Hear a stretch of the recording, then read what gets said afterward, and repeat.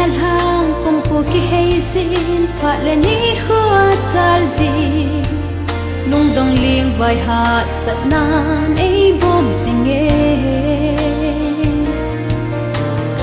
in la sai tam le onemin nitin in ei hamon si nung la hi in nan han pinge na china chana zui zing ni nge ati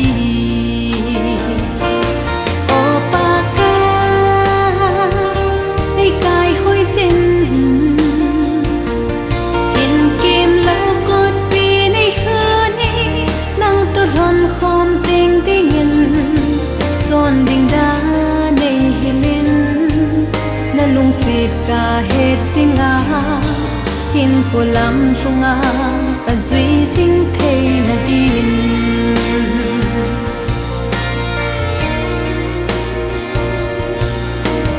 kol sina lei sit chung hi o ka tun son in mon hi lo lung hel ka le mau na in ei bom singe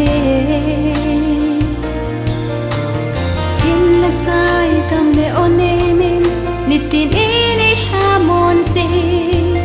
lung la hi in nan han pinge na china chana zui zing ni nge ati o pa ka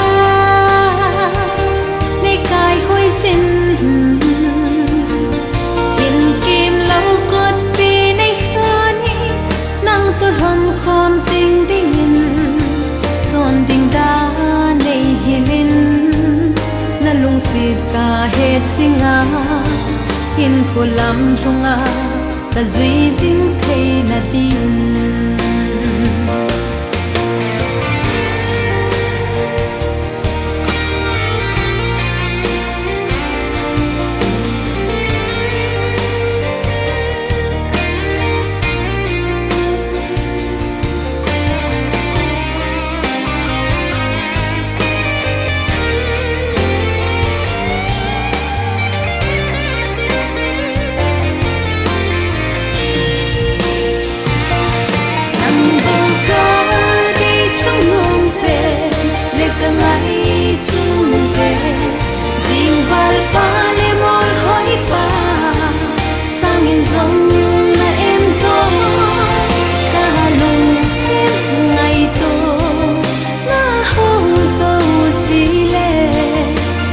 kai abon chan nang din kan ane